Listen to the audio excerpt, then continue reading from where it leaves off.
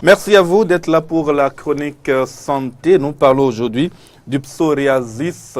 Pendant que vous étiez en train de vous préparer, quand on a parlé de psoriasis, je me suis dit, aïe, aïe, aïe, aïe.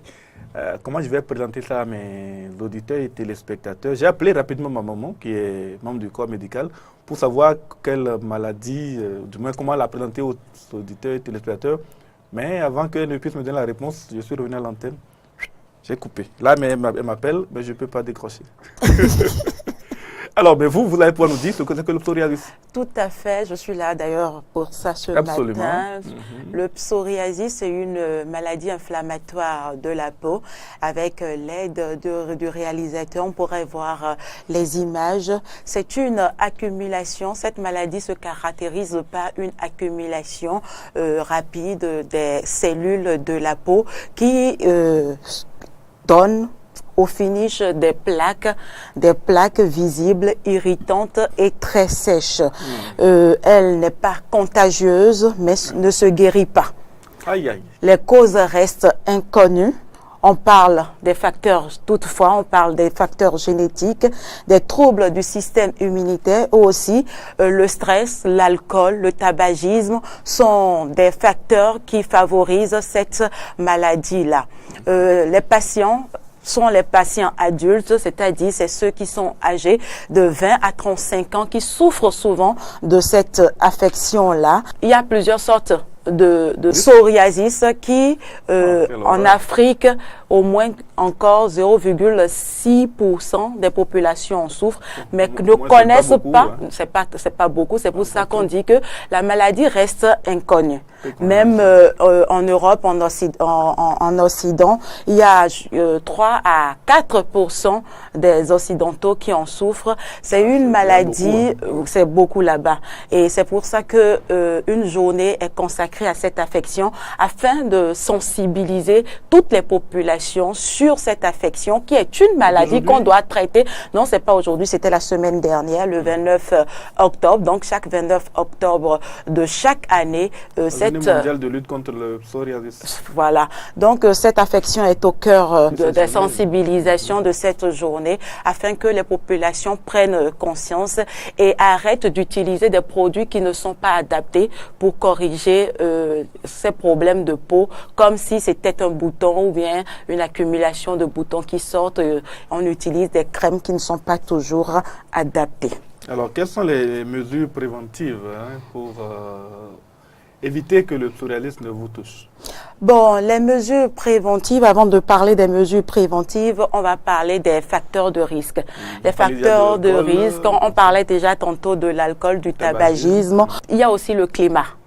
Quand il fait trop chaud ou bien trop froid, ça dépend de votre organisme. Il y a aussi les infections des voies respiratoires, de la gorge, oui, qui peuvent entraîner cette affection-là. Le stress, l'anxiété sont des facteurs à risque qui emmènent des gens à souffrir de cette maladie. Les piqûres d'insectes aussi. Et on n'en guérit pas.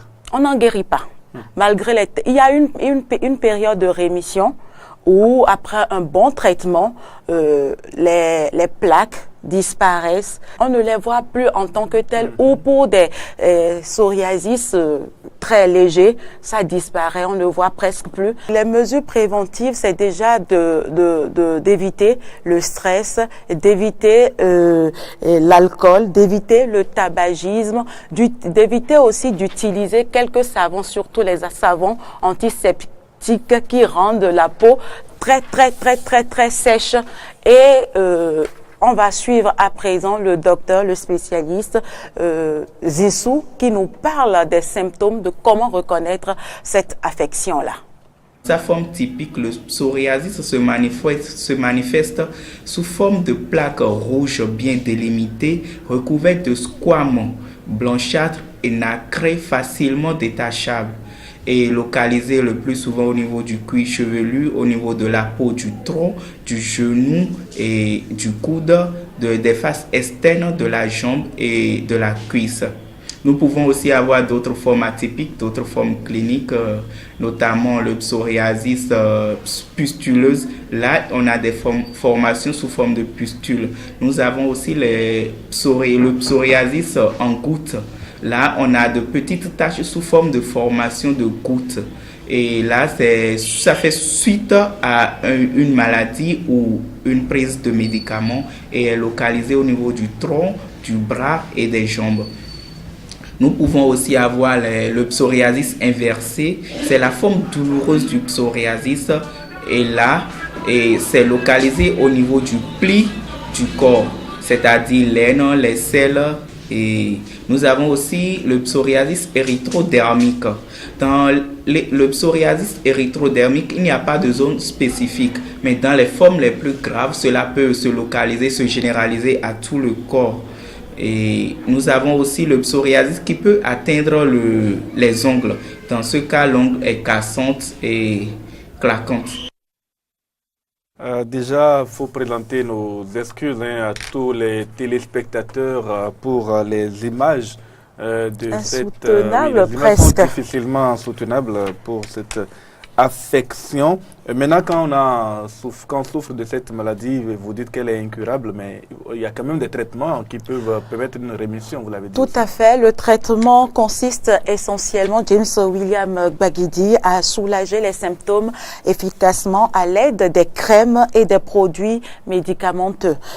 Pour ceux qui souffrent de cette affection, ce n'est pas un premier traitement qui est satisfaisant. Il faut essayer plusieurs et puis le meilleur, le plus efficace, c'est avec le temps qu'on détermine et avec le temps, on arrive à atténuer les plaques qui sortent et qui amènent la société à vous repousser parce que c'est une maladie carrément de la honte comme on peut le constater. Il y a ces gens n'arrivent pas à sortir, à se mettre nus, aller par exemple à la plage, donc le regard accusateur des proches et de la société surtout les amène à se priver. Sans compter qu'on peut se dire, les Africains, on trouve toujours la sorcellerie derrière. Derrière tout ça. Et c'est pour ça qu'il faut beaucoup sensibiliser les populations béninoises à l'apparition des plaques, que ces populations béninoises puissent aller consulter un médecin très rapidement et voir un spécialiste. Vous n'allez pas recommencer ce matin-là. Non, là, c'est une tache noire derrière la main. Un spécialiste qui est un dermatologue. Laisse-moi parler. Soit qu'un moustique me pique, il y a surtout les moustiques noirs qu'on appelle les moustiques tigres là. Vous connaissez? Il y en a plein à Cotonou. Quand il me pique et que ça laisse un petit bouton, après le bouton donne un bouton noir et puis ça prend peut-être 2-3 semaines avant de disparaître. Donc j'en ai un derrière la main, j'irai consulter. Vous n'en avez pas besoin si vous connaissez la cause. Vous avez dit que les piqûres d'insectes peuvent donner le psoriasis. Oui, pas le paludisme. On sait que les moustiques donnent le paludisme. Pas le psoriasis. Merci, Carole. Donc, un dernier mot, c'est-à-dire il faudrait utiliser des crèmes hydratant la peau et afin d'éviter que la peau soit trop sèche et voir un dermatologue pour déterminer, parce qu'il y a d'autres maladies de la peau qui sont similaires, qui prêtent à confusion. Donc, c'est seulement un dermatologue qui pourrait vous rassurer que c'est de cette affection que nous parlions tantôt. Et il pourra, selon sa forme, si elle est légère ou si elle est dans sa phase compliquée, savoir quoi vous prescrire afin de vous soulager. Merci Carole Olaye.